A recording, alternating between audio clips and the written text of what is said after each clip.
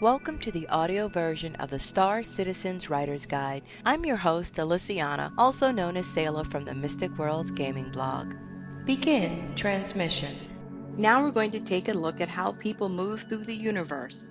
Transportation. In a space sim, this is a broad topic. Obviously, the players are going to have ship transportation, otherwise it would be a walking sim. Leaving the game itself aside, this will be an exploration of how transportation factors into the daily life of the Star Citizen universe. So we will start on the ground level and move our way up to the stars. Planet side. Ground-based transportation still exists in the 30th century, but most of it tends to be for utility or industrial use. On the settler and frontier planets, you will find a large amount of ground-based transport. In the more populated system, there are still roads and cars, for lack of a better word, that exist for private use. But they are no longer the dominant form of planet-side transportation. That honor goes to air-based vehicles, also called hovers. Air-based vehicles are the main form of transportation within the atmosphere. You will see these in the more populated cities and less so on the frontier planets.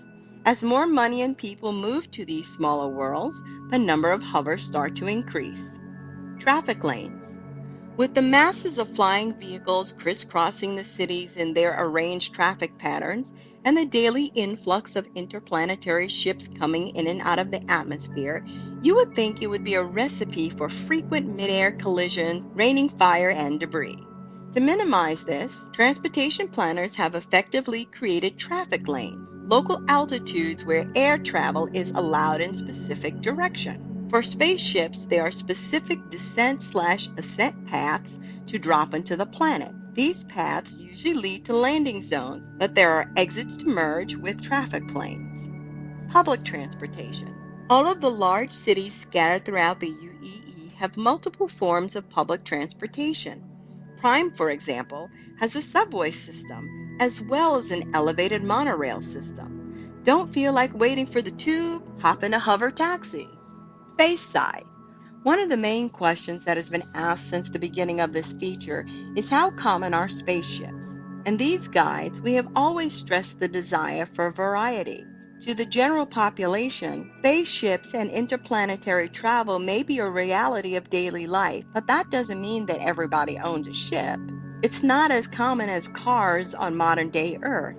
However, space travel is not solely the province of the rich or the socially elite. It's somewhere in the middle. A wide variety of people from all sorts of social and financial backgrounds have taken to the stars. Of course, there will be members of the rich who can own the sleekest ships, but there are just as many flying junk ships pushing through the black. Commercial spaceflight. Since we've established that everyone doesn't own a ship capable of intersystem flight, there is a robust commercial spaceflight market. These large transports are capable of transporting people, goods, or a mixture of the two. The largest provider is Crusader Industries, who owns Crusader in the Stanton system. There are carriers that specialize in all types. Some cater to settlers who want to start over on frontier worlds, while others offer luxury cruises to the Goss system. The Earth Pinecone Run was the first main commercial transport route between Sol and the Ellis system. The route itself changed and expanded after the proliferation of Terra, so now the run links Earth, Terra, and it still has a layover in Ellis. Jump points. As covered in the previous entry on technology, moving between systems is possible through jump points. Each of these jump points allow crossing massive distances in a short time. To briefly recap, the area around the first jump point was nicknamed the Nesso Triangle because the ships kept disappearing without a trace.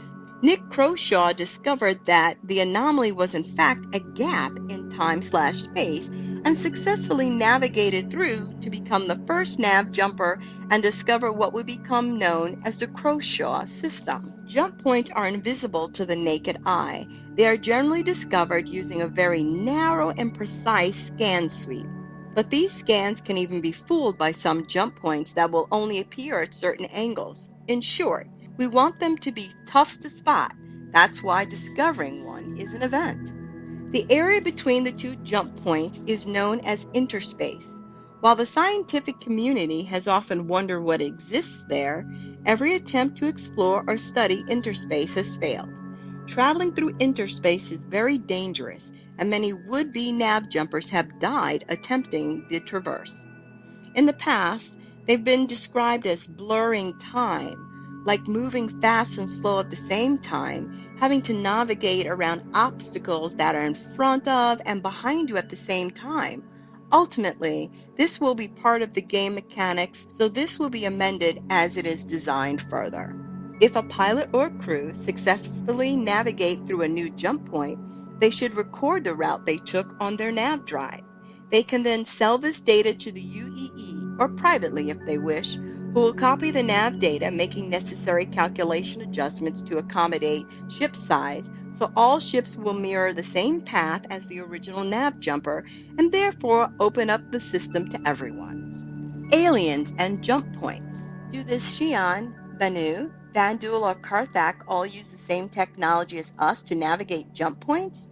While each of the cultures has its own method of traversing, discovering, and maintaining them, jump points are the main conduit of interstellar travel for all citizens. This section crosses somewhat into the game mechanic territory and also is currently under discussion, so expect this to be clarified and refined in the future. That's it for this week. As always, feel free to leave questions or comments below and keep writing. Until next time. End transmission. I hope you enjoyed this episode. Your comments and feedback are always welcomed. Links to the actual writer's guide are included in the show notes. All music is courtesy of the Star Citizen's unofficial soundtrack, also in the show notes. This is Alyciana, signing off until next time.